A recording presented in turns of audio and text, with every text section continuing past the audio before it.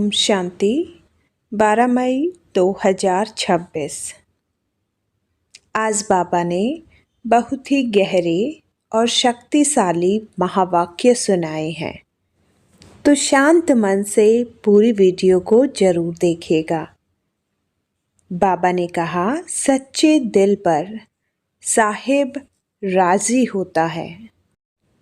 बाबा कहते हैं, अमृत वेले उठकर एकांत में बैठो, तभी मुरली की गहरी पॉइंट्स निकलेगी और आत्मिक खुशी बनी रहेगी। बाबा ने हमें याद दिलाया, जितना बाप को याद करेंगे उतना खुशी का पारा चढ़ेगा। तो बाबा को दिल से याद कीजिए और करते रहिए। बाबा ने समझाया है, दुनियावी बातों में समय नहीं गंवाना, इस अंतिम जन्म को ईश्वरीय सेवा में सफल बनाना है। बाबा ने कहा है, हर आत्मा को कुछ न कुछ प्राप्ति कराने वाले वचन ही सच्चे सत्य वचन हैं। बाबा का संदेश कोई कितना भी हिलाए, आप अचल अढोल और एक रस बने रहो। ऐसी प्रेरणादायक मुरली के मुख्य सार सुनने के लिए वीडियो को अंत तक जरूर देखिएगा। और अब सुनते हैं मुरली को विस्तार से। 12 मई 2026। मीठे बच्चे, अभी विनाश का समय बहुत समीप है, इसलिए एक बाप से सच्ची प्रीत रखो, किसी देहधारी से नहीं। प्रश्न, जिन बच्चों की सच्ची प्रीत एक बाप से होगी, उनकी निशानियां क्या होगी?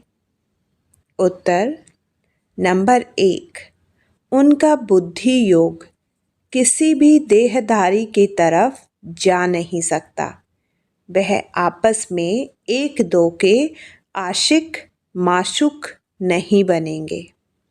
नंबर 2, जिनकी सच्ची प्रीत है वह सदा विजयी बनते हैं। विजयी बनना अर्थात सतयुग का महाराजा महारानी बनना। नंबर 3, प्रीत बुद्धि सदा बाप के साथ सच्चे रहते हैं, कुछ भी छिपा नहीं सकते। नंबर 4, रोज अमृत वेले उठ प्यार से बाप को याद करेंगे।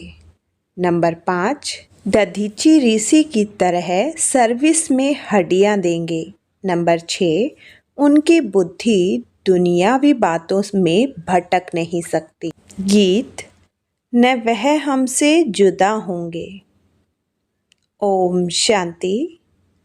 यह ब्रह्मा मुख वंशावली ब्राह्मण कुल भूषण प्रतिज्ञा करते हैं, क्योंकि उनकी प्रीति एक बाप से जुड़ी हुई है। तुम जानते हो, यह विनाश का समय है। बाप बच्चों को समझाते हैं कि वह विनाश तो होना ही है। विनाश काले जिनकी प्रीत बाप के साथ होगी, वही विजय पाएंगे, अर्थात सतयुग के मालिक बनेंगे। शिव बाबा ने समझाया है, विश्व का मालिक तो राजा भी बनते हैं, तो प्रजा भी बनती है, परंतु पोजीशन में बहुत फर्क है। जितना बाप से प्रीत रखेंगे, याद में रहेंगे, उतना ऊंच पद पाएंगे। बाबा ने समझाया है, बाप की याद से ही तुम्हारे विकर्मों का बोझ भस्म होगा। तुम लिख सकते हो कि विनाश काले विपरीत बुद्धि। यह लिखने में कोई डर की बात ही नहीं है। बाप कहते हैं, मैं खुद कहता हूँ कि उनका विनाश होना है और प्रीत बुद्धि वालों की विजय होगी। बाबा बिल्कुल क्लियर कह देते हैं, इस दुनिया में प्रीत तो कोई की है नहीं, तुम्हारी ही प्रीत है। बाबा कहते, बच्चे, परमात्मा और श्री कृष्ण की महिमा अलग अलग लिखो तो सिद्ध हो जाए कि गीता का भगवान कौन, यह तो जरूरी है ना। दूसरा बाबा समझते हैं ज्ञान का सागर, पतित पावन परम पिता या पानी की नदियाँ। ज्ञान सागर व पानी की गंगा, यह तो बहुत सहज है। तुम्हारी बात जब प्रदर्शनी करते हो तो सबसे पहले निमंत्रण देना चाहिए गीता पाठशाला वालों को। वह तो ढेर हैं, उन्हों को खास निमंत्रण देना चाहिए जो श्रीमद् भगवत गीता का अभ्यास करते हैं। उनको पहले निमंत्रण देना चाहिए क्योंकि वही भूले हुए हैं और सभी को भुलाते रहते हैं। उनको बुलाना चाहिए कि अब आकर जज करो, फिर जो समझ में आए सो करना। तो मनुष्य भी समझे। यह गीता वालों को बुलाते हैं, शायद इन्हों का गीता पर ही प्रचार है। गीता से ही स्वर्ग की स्थापना हुई है। गीता की बहुत महिमा है, परंतु भक्ति मार्ग की गीता नहीं। बाप कहते हैं मैं तुम्हें सत्य ही सत्य बताता हूँ। मनुष्य जो अर्थ करते हैं वह बिल्कुल रोंग है। कोई भी सत्य नहीं कहते, मैं ही सत्य बताता हूँ। परमात्मा को सर्वव्यापी कहना भी सत्य नहीं है। यह सब विनाश को प्राप्त होंगे और कल्प कल्प होते भी हैं। तुमको पहली पहली मुख्य बात यह समझानी है। बाप कहते हैं यूरोपवासी यादवों की है विनाश काले विपरीत बुद्धि। विनाश के लिए अच्छी रीति तैयारियां कर रहे हैं, परंतु पत्थर बुद्धि समझ नहीं सकते हैं। तुम भी पत्थर बुद्धि थे, अब पारस बुद्धि बनना है। पारस बुद्धि थे, फिर पत्थर बुद्धि कैसे बने, यह भी वंडर है। बाप को कहा ही जाता है नॉलेजफुल मर्सीफुल। बाकी जो अपना ही कल्याण करने नहीं जानते वह दूसरों का कल्याण कैसे करेंगे। जो नॉलेज ही धारण नहीं करते तो पद भी ऐसा पाते हैं। जो सर्विसेबल है वही ऊंचे पद पाएंगे। उनको ही बाप प्यार भी करते हैं, नंबरवार पुरुषार्थ अनुसार होते ही हैं। कई तो यह भी समझते नहीं कि हमारी बाप से प्रीत नहीं है तो पद भी नहीं मिलेगा। चाहे सगे बने व सौतेले बने, विनाश काले प्रीत बुद्धि नहीं होगी। बाप को फॉलो नहीं करेंगे तो जाकर कम पद पाएंगे। दैव्य गुण भी चाहिए, कभी झूठ नहीं बोलना चाहिए। बाप कहते हैं मैं सत्य कहता हूँ, जो मेरे से प्रीत नहीं करते तो पद भी नहीं मिलेगा। कोशिश कर 21 जन्म का पूरा वर्षा लेना है तो प्रदर्शनी मेले पर पहले पहले गीता पाठशाला वालों को निमंत्रण देना है, क्योंकि वो भक्त ठहरे ना। गीता पाठी जरूर श्री कृष्ण को याद करते होंगे, परंतु समझते कुछ नहीं है। श्री कृष्ण ने मुरली बजाई, राधे फिर कहाँ गई? सरस्वती को बैंजो दे दिया है, मुरली फिर श्री कृष्ण को दे दी है। मनुष्य कहते हैं हमको अल्लाह ने पैदा किया, परंतु अल्लाह को जानते नहीं। भारत की ही बात है। भारत में ही देवताओं का राज्य था। उन्हों के चित्र मंदिरों में पूजे जाते हैं। बाकी किंग्स आदि के स्टैचू तो बाहर लगा देते हैं, जिस पर पंछी आदि कीचड़ा डालते रहते हैं। लक्ष्मी नारायण, राधे कृष्ण आदि को कितना फर्स्ट क्लास जगह पर बिठाते हैं। उन्हों को महाराजा महारानी कहते हैं। किंग अंग्रेजी अक्षर है। कितना लाखों रुपया खर्च कर मंदिर बनाते हैं, क्योंकि वह महाराजा पवित्र थे। यथा राजा रानी तथा प्रजा सब पूज्य हैं। तुम ही पूज्य फिर पुजारी बनते हो। तो पहली बात है, बाप को याद करो। बाप को याद करने का अभ्यास करने से धारणा होगी। एक के साथ प्रीत नहीं है तो फिर और के साथ लग जाती है। ऐसी ऐसी बच्चियां हैं जो एक दो को इतना प्यार करती हैं जो शिव बाबा को भी इतना नहीं करती। शिव बाबा कहते हैं, तुमको बुद्धि योग मेरे साथ लगाना है या एक दो में आशिक माशुक बन जाना है, फिर मेरे को बिल्कुल ही भूल जाते हैं। तुमको तो बुद्धि योग मेरे साथ जोड़ना है। इसमें मेहनत लगती है, बुद्धि टूटती ही नहीं है। शिव बाबा के बदले दिन रात एक दो को ही याद करते रहते हैं। बाबा नाम सुनाए तो ट्रेटर बन जाते हैं, फिर गाली देने में भी देरी नहीं करते। इस बाबा को गाली दी तो शिव बाबा भी झट सुन लेगा। ब्रह्मा से नहीं पढ़े तो शिव बाबा से पढ़ न सके। ब्रह्मा बगैर तो शिव बाबा भी सुन न सके। इसलिए कहते हैं, साकार से जाकर पूछो। कई अच्छे अच्छे बच्चे हैं जो साकार को मानते ही नहीं, समझते हैं यह तो पुरुषार्थी है। पुरुषार्थी तो सब हैं, परंतु तुमको फॉलो तो माँ बाप को ही करना है। कोई तो समझाने से समझ जाते हैं, कोई की तकदीर में नहीं है तो समझते नहीं, सर्विसेबल बनते नहीं। परंतु बुद्धि एक बाप से रखनी होती है। बहुत आजकल निकले हैं जो कहते हैं मेरे में शिव बाबा आते हैं। इसमें बड़ी संभाल चाहिए। माया की बहुत प्रवेशता होती है। जिसमें आगे श्री नारायण आदि आते थे वह भी आज है नहीं। सिर्फ प्रवेशता से कुछ होता नहीं है। बाप कहते हैं मामेकम याद करो, बाकी मेरे में यह आता है वह आता है, यह सब माया है। मेरी याद ही नहीं होगी तो प्राप्ति क्या होगी। जब तक बाप से सीधा योग नहीं रखेंगे तो पद कैसे पाएंगे, धारणा कैसे होगी। बाप कहते हैं तुम मामेकम याद करो। ब्रह्मा द्वारा ही मैं समझाता हूँ, ब्रह्मा द्वारा ही स्थापना हुई है।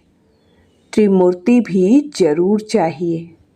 कोई तो ब्रह्मा का चित्र देख बिगड़ते हैं, कई फिर श्री कृष्ण के 84 जन्म देख बिगड़ते हैं, चित्र फाड़ भी डालते हैं। अरे यह तो बाप ने चित्र बनवाए हैं।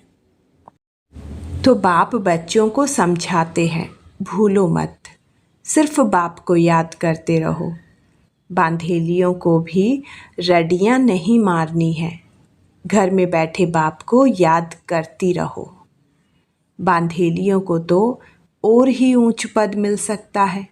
तुम बच्चों को ज्ञान देने वाला है ही एक ज्ञान सागर। स्पिरिचुअल नॉलेज एक बाप के सिवाय और किसी में है नहीं। ज्ञान का सागर एक परम पिता परमात्मा ही है। उसको ही लिबरेटर कहा जाता है। इसमें डरने की क्या बात है। बाप बच्चों को समझाते हैं, बच्चों को फिर औरों को समझाना है। बाप कहते हैं मुझे याद करो तो सद्गति को पाएंगे। सतयुग में है राम राज्य, कलयुग में नहीं है। सतयुग में तो एक ही राज्य है। यह सब बातें तुम्हारे में भी नंबरवार है। जिनकी बुद्धि में धारण होती है, जिनको धारणा नहीं होती है, विनाश काले विपरीत बुद्धि कहेंगे। पद पा नहीं सकेंगे। विनाश तो सबका होना है, यह अक्षर कम है क्या। शिव बाबा कहते हैं विनाश काले प्रीत बुद्धि बनो। यह तुम्हारा अंतिम जन्म है। इसमें अगर तुम प्रीत नहीं रखते हो तो पद भी नहीं मिलेगा। सच्चे दिल पर साहिब राजी होता है। दधीची ऋषि मिसल सेवा में हड्डियां देनी है। कभी कोई पर ग्रहचारी बैठती है तो नशा ही उड़ जाता है। फिर अनेक प्रकार के तूफान आते रहते हैं। मुख से कहते, इससे तो लौकिक के पास चले जाए, यहाँ तो कोई मज़ा नहीं है। वहाँ तो नाटक, बाइस्कोप आदि खूब है, जो इन बातों पर हीरे हुए हैं, पर वहाँ ठहर न सके, बड़ा मुश्किल है। हाँ, पुरुषार्थ से ऊंच पद भी पा सकते हैं, खुशी में रहना चाहिए। बाबा खुद कहते हैं, सुबह को उठकर नहीं बैठता हूँ तो मज़ा ही नहीं आता है। लेटे रहने से कभी कभी झुटका आ जाएगा, उठकर बैठने से अच्छी पॉइंट्स निकलती हैं, बड़ा मज़ा आता है। अभी बाकी थोड़े दिन हैं, हम विश्व के बादशाही ले रहे हैं बाप से। यह बैठ याद करे तो भी खुशी का पारा चढ़े। सुबह को चिंतन चलता है तो दिन को भी खुशी रहती है। अगर खुशी नहीं रहती तो जरूर बाप से प्रीत बुद्धि नहीं है। अमृत वेले एकांत अच्छी होती है। जितना बाप को याद करेंगे उतना खुशी का पारा चढ़ेगा। इस पढ़ाई में ग्रहचारी बैठती है क्योंकि बाप को भूलते हैं। बाप से वर्षा लेना है तो मनसा वाचा कर्मणा सर्विस करनी है।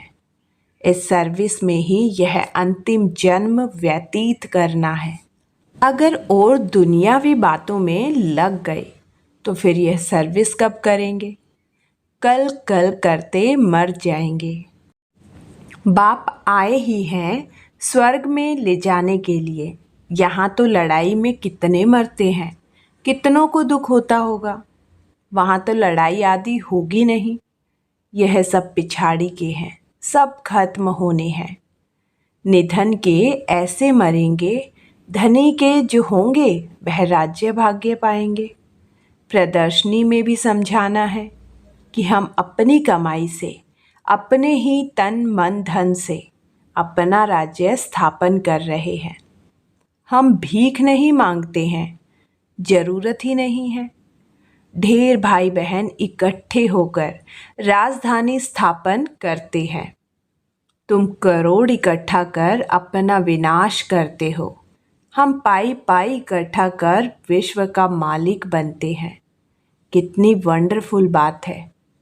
अच्छा, मीठे मीठे सिकिलदे बच्चों, प्रति मात पिता बाप दादा का याद, प्यार और गुड मॉर्निंग। रूहानी बाप की रूहानी बच्चों को नमस्ते। धारणा के लिए मुख्य सार नंबर 1, अमृत वेले एकांत में बैठ बाप को प्यार से याद करना है। दुनियावी बातों को छोड़ ईश्वरीय सेवा में लग जाना है। नंबर 2, बाप से सच्ची दिल रखनी है। आपस में एक दो के आशिक माशुक नहीं बनना है। प्रीत एक बाप से जोड़नी है, देहधारियों से नहीं। वरदान, सर्व शक्तियों की संपत्ति से संपन्न बन दाता बनने वाले विधाता वरदाता भव। जो बच्चे सर्व शक्तियों के संपत्तिवान हैं वही संपन्न और संपूर्ण स्थिति के समीपता का अनुभव करते हैं। उनमें कोई भी भक्तपन के व भिखारीपन के संस्कार इमर्ज नहीं होते। बाप की मदद चाहिए, आशीर्वाद चाहिए, सहयोग चाहिए, शक्ति चाहिए। यह चाहिए शब्ददाता विधाता वरदाता बच्चों के आगे शोभता ही नहीं। वे तो विश्व की हर आत्मा को कुछ न कुछ दान व वरदान देने वाले होते हैं। स्लोगन, हर आत्मा को कोई न कोई प्राप्ति कराने वाले वचन ही सत्य वचन है। अव्यक्त इशारे, सदा अचल अढोल एक रस स्थिति का अनुभव करो। कितना भी कोई हिलावे लेकिन आप अचल रहो। परिस्थिति श्रेष्ठ है या सब स्थिति श्रेष्ठ है। कभी परिस्थिति वार तो नहीं कर लेती है। सोचो कि ये परिस्थिति पावरफुल है या सब स्थिति पावरफुल है। तो इस स्मृति से कमज़ोर से शक्तिशाली बन जाएंगे। ऐसे आप तपस्वी एक रस स्थिति में एकाग्र होते हो तो हठ योगी फिर एक टांग पर खड़े हो जाते हैं। तो कहाँ एक रस स्थिति और कहाँ एक टांग पर स्थित रहना, फर्क हो गया ना। ओम शांति।